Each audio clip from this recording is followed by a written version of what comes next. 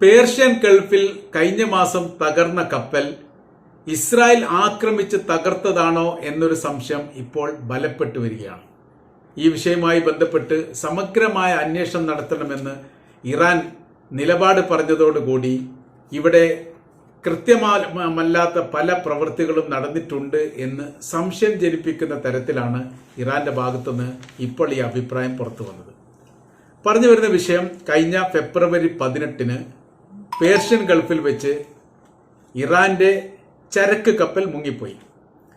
അത് ഖത്തറിന്റെ പതാക പതിച്ച കപ്പൽ ഖത്തർ ലക്ഷ്യമാക്കി പോകുന്നതിനിടയിലാണ് പേർഷ്യൻ ഗൾഫിന്റെ മധ്യത്തിൽ വെച്ച് തകർന്നു എന്നായിരുന്നു ആദ്യത്തെ റിപ്പോർട്ട്. അത് മുങ്ങിപ്പോയി എന്ന് പിന്നീട് തിരുത്തൽ ചെയ്യുകയും ചെയ്തു. MV ഷേസ്ത എന്ന ഖത്തറിന്റെ പതാക പതിച്ചിരിക്കുന്ന ഇറാനിയൻ കപ്പൽ നിഗൂഢതയോടുകൂടി അപ്രത്യക്ഷമായി എന്നാണ് ചില മീഡിയകൾ ആ വിഷയവുമായിട്ട് ബന്ധപ്പെട്ട് പറയുന്നത്. ഈ മേഖലയിൽ പെട്രോളിംഗ് നടത്തിയിരുന്ന അമേരിക്കയുടെ നാവിക സൈനികരാണ് ജീവനക്കാരെ രക്ഷപ്പെടുത്തിയത്. ഏറെക്കുറെ കപ്പൽ പൂർണ്ണമായി തന്നെ മുങ്ങിയതായിരിക്കുന്ന റിപ്പോർട്ട് അന്ന് തന്നെ പുറത്തു വന്നു. എന്നാൽ പിന്നീട് ഈ വിഷയവുമായിട്ട് ബന്ധപ്പെട്ട് ഒരു അഭിപ്രായവും ഇറാന്റെ ഭാഗത്തു നിന്നോ അതോടൊപ്പം തന്നെ ഇസ്രായേലിന്റെ ഭാഗത്തു നിന്നോ ഉണ്ടായതേ ഇല്ല. സാധാരണഗതിയിൽ നടന്നിരിക്കുന്ന ഒരു അപകടത്തിന്റെ ഭാഗമായിട്ട് മാത്രം വിലയിരുത്തി രണ്ടു കൂട്ടരും എഴുതി തള്ളുന്ന രീതിയിലായിരുന്നു. പിന്നീട് കുറച്ച് ദിവസം കഴിഞ്ഞതോടുകൂടി ഈ വിഷയവുമായിട്ട് ബന്ധപ്പെട്ട് ഇസ്രായേലിന്റെ മീഡിയമോ അതല്ലെങ്കിൽ അമേരിക്കയുടെ മീഡിയയോ ഈ വിഷയത്തെക്കുറിച്ച് ചെറിയ ചർച്ച നടത്തി എന്ന് പറയപ്പെടുന്നു. അങ്ങനെ സ്വാഭാവികപരമായ രീതിയിൽ വളരെ പെട്ടെന്ന് ഒരു കപ്പൽ അപ്രത്യക്ഷമാകുന്നുണ്ടെങ്കിൽ അതിന് പിന്നിൽ എന്തെങ്കിലും സംഭവങ്ങൾ ഉണ്ടാവാനുള്ള സാധ്യതകളുണ്ട് എന്നുള്ള അഭിപ്രായങ്ങളാണ് ഈ മീഡിയകൾ പ്രകടിപ്പിച്ചത്. അപ്പോൾ അതിനെക്കുറിച്ച് അന്വേഷിക്കുന്ന സമയത്ത് എന്താണ് യഥാർത്ഥത്തിൽ പേർഷ്യൻ കടലിൽ നടന്നത്?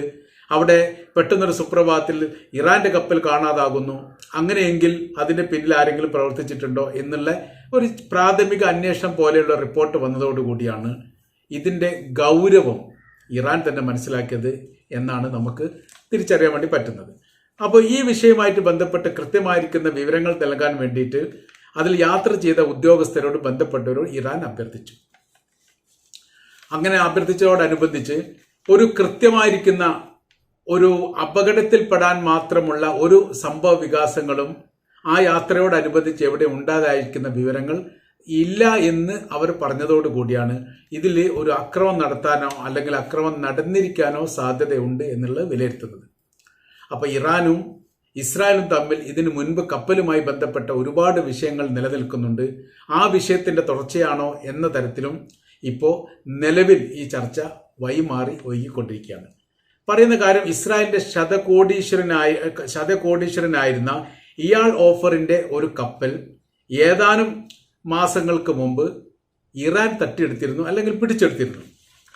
അതിൽ ജീവനക്കാരെ മുഴുവൻ വിട്ടുകൊടുത്തുകൊണ്ട് കപ്പൽ ഇപ്പോഴും ഇറാന്റെ കൈവശത്തിലാണ്. ഈ കപ്പലിന്റെ ചിത്രങ്ങൾ സോഷ്യൽ മീഡിയയിൽ പ്രചരിച്ചു. അതൊരു ഗവൺമെന്റ് ഉദ്യോഗസ്ഥനാണ് അത് പ്രചരിപ്പിച്ചത് എന്ന് പറയുന്നുണ്ട്. ഇതേ അനുഭവങ്ങൾ ഇനിയും ഉണ്ടാകും എന്ന തരത്തിലോ അല്ലെങ്കിൽ അങ്ങനെ ഒരു അടിക്കുറിപ്പോ അതിന്റെ കൂടെ ഉണ്ടായിരുന്നു എന്ന് പറയപ്പെടുന്നു.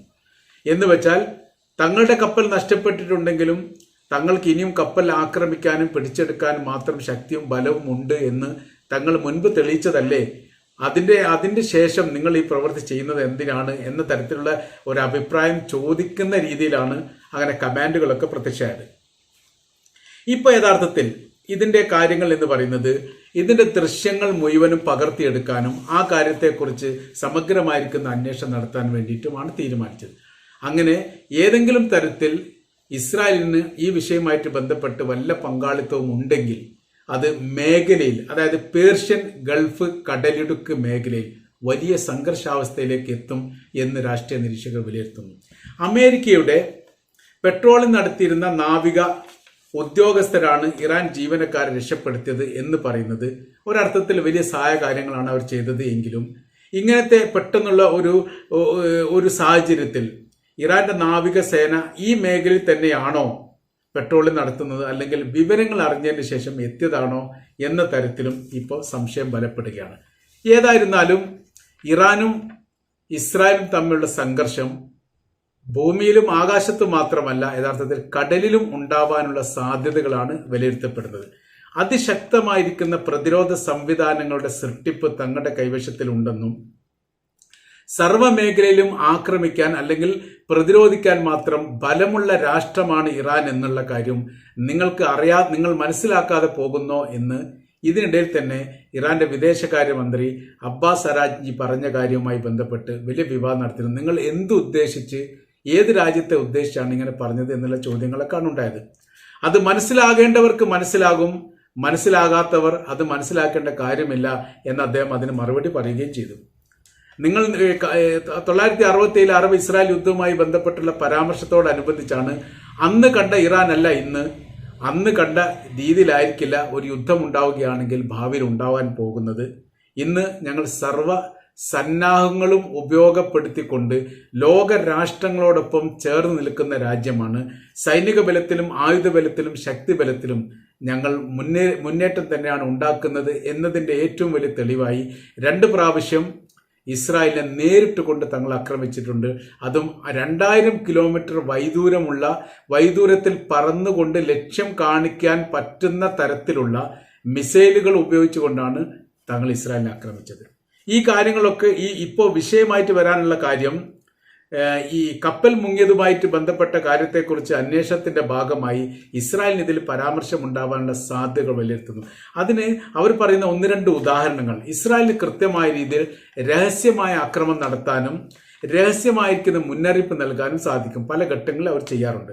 മാത്രവുമല്ല, ഒറ്റുകാരെ സംഘടിപ്പിച്ചുകൊണ്ട് രാജ്യത്തിന്റെ രഹസ്യം ചോർത്താൻ അവർ മിടുക്കരാണ്. ഹമാസിന്റെ നേതാവ് ഇറാനിൽ വെച്ച് കൊല്ലപ്പെട്ടതുമായിട്ട് ബന്ധപ്പെട്ട് ഇറാന്റെ സൈനിക മേധാവിൽപ്പെട്ട ആരെങ്കിലും ഒരുപക്ഷെ രഹസ്യങ്ങൾ ചോർത്തിയിട്ടുണ്ടാവാൻ സാധ്യതയുണ്ട് എന്ന് അന്ന് തന്നെ ചർച്ചയിൽ വന്നതാണ്. അതല്ലാതെ ഹമാസിന്റെ നേതാവ് താമസിച്ചിരുന്ന വീടിന്റെ അദ്ദേഹം ഉറങ്ങിയിരിക്കുന്ന റൂം പോലും കൃത്യമായി ലക്ഷ്യം കണ്ടുകൊണ്ടാണ് ഇസ്രായേലിന്റെ ഭാഗത്തുനിന്ന് ആക്രമണം ഉണ്ടായത്. ആദ്യ ഘട്ടത്തിൽ ഇസ്രായേൽ ഇത് അംഗീകരിച്ചിട്ടില്ലെങ്കിലും പിന്നീട് ഈ നേതാവിനെ കൊലപ്പെടുത്തിയത് ഇബ്രാഹിം അനിയാണ് അന്ന് കൊല്ലപ്പെട്ടത്. അദ്ദേഹത്തെ കൊലപ്പെടുത്തിയത് തങ്ങൾ തന്നെയാണ് എന്ന് അവർ സ്ഥിരീകരിക്കുകയും ചെയ്തു. സ്ഥിരീകരിക്കാൻ മാസങ്ങൾ എടുത്തിട്ടുണ്ടെങ്കിലും സംഭവം നടന്ന സമയത്ത് തന്നെ അത് ഇസ്രായേലാണ് എന്ന് ഞങ്ങൾ സ്ഥിരീകരിച്ചിട്ടുണ്ട് എന്നാണ് ഇറാൻ ഈ വിഷയവുമായിട്ട് ബന്ധപ്പെട്ട് പറഞ്ഞത്. ഫലസ്തീൻ ഇസ്രായേൽ യുദ്ധവുമായി ബന്ധപ്പെട്ട് വെടിനിർത്തൽ കരാർ വ്യവസ്ഥ ഉണ്ടാക്കിയതിനോടനുബന്ധിച്ച് ഇറാനും ഇറാൻ അടങ്ങുന്ന പ്രോക്സി വിഭാഗത്തിന്റെയും അതിനുശേഷമുള്ള പ്രവൃത്തി എന്ന് പറഞ്ഞാൽ പരമാവധി ആയുധങ്ങൾ വാരിക്കൂട്ടുകയും അതോടൊപ്പം വലിയ രീതിയിലുള്ള നിരീക്ഷണങ്ങൾ നടത്തുകയും മറ്റ് രാജ്യങ്ങളുടെ ശത്രു രാജ്യത്തിന്റെ രഹസ്യങ്ങൾ ചോർത്താൻ സാധിക്കുമെങ്കിൽ അത് ചെയ്യുകയും ചെയ്യുന്ന പ്രവൃത്തിയാണ് എന്നതാണ്. അപ്പൊ ഇസ്രായേൽ താൽക്കാലികമായിട്ട് വെടിനിർത്തൽ ഉണ്ടാക്കിയിട്ടുണ്ടെങ്കിലും അത് സ്ഥിരമായിരിക്കുന്ന ഒരു വെടിനിർത്തലായിട്ട് അവസാനിക്കുമെന്ന് ഇറാനോ അതോടനുബന്ധിച്ചുള്ള രാജ്യങ്ങളോ വിലയിരുത്തുന്നില്ല. മുൻകാലങ്ങളിൽ ഇസ്രായേൽ ചെയ്തു വെച്ചിരിക്കുന്ന ചേരികളും നയങ്ങളും നിലപാടുകളും എടുത്ത് പരിശോധിക്കുമ്പോൾ വളരെ പെട്ടെന്ന് അവസാനിപ്പിക്കുന്ന തരത്തിലുള്ള ഒരു കരാർ വ്യവസ്ഥ ഇസ്രായേൽ പാലിക്കില്ല എന്നുള്ളത് ഉറപ്പാണ്. അപ്പോൾ ഇതിന്റെ ഭാഗമായി പേർഷ്യൻ കടലിടുക്കിൽ വലിയ നിരീക്ഷണം ഇറാന്റെ കപ്പലുകൾ നടത്തുന്നുണ്ട് എന്ന് ഇതിന് മുൻപ് തന്നെ റിപ്പോർട്ടായിട്ട് പുറത്തു വന്നതാണ്. ഇസ്രായേലിന്റെ ചരക്ക് കപ്പലുകളിൽ പോലും ചാരന്മാരെ വെക്കുന്ന ഒരു പ്രവൃത്തി മുൻപേ അവർ ചെയ്യാറുണ്ട്. ഏത് രാജ്യത്തേക്ക് പോവുകയാണെങ്കിലും ആ രാജ്യത്തിന്റെ രഹസ്യങ്ങൾ ചോർത്താൻ വേണ്ടി ഈ ചാര വിഭാഗങ്ങൾ പ്രവർത്തിക്കാറുണ്ട്. മൊസാദിന്റെ നേതൃത്വത്തിലാണ് ആ കാര്യങ്ങളൊക്കെ ചെയ്യാറുള്ളത് എന്ന് മുൻപേ പറയപ്പെട്ടതാണ്. എന്നാൽ ഇപ്പോൾ അതിന് ബദലായിരിക്കുന്ന ഒരു റിപ്പോർട്ട് പുറത്തു വരുന്നത് ഇതേ പ്രവൃത്തി ഇറാൻ ചെയ്യുന്നുണ്ട് എന്നുള്ളതാണ്. സർവ്വ മേഖലയിലൂടെയും കപ്പൽ വഴി യാത്ര ചെയ്യുന്ന ചരക്ക് കപ്പലുമായി ബന്ധപ്പെട്ട ഭാഗങ്ങളിൽ ഇറാന്റെ ചാരസംഘങ്ങൾ രഹസ്യമായിട്ട് പ്രവർത്തിക്കുന്നു. പല ഘട്ടങ്ങളിലും ഇസ്രായേലിന്റെ രഹസ്യങ്ങൾ ചോർത്താൻ വേണ്ടി ഈ വിഭാഗത്തിന് സാധിക്കുകയും ചെയ്യുന്നുണ്ട് എന്നുള്ളതാണ്. അയൺ ഡോം പോലെയുള്ള പ്രതിരോധ സംവിധാനത്തിനെ തകർക്കാൻ അയൺ ഡോം എന്ന് പറയുന്ന സംവിധാനം നിർമ്മിക്കാൻ ഉപയോഗിച്ച സംവിധാനത്തിന്റെ രഹസ്യം ചോർന്നതുകൊണ്ടാണ് ഇറാൻ എളുപ്പത്തിൽ ഇത് സാധിച്ചത് എന്ന് മുൻപ് തന്നെ പറയപ്പെട്ടതാണ്.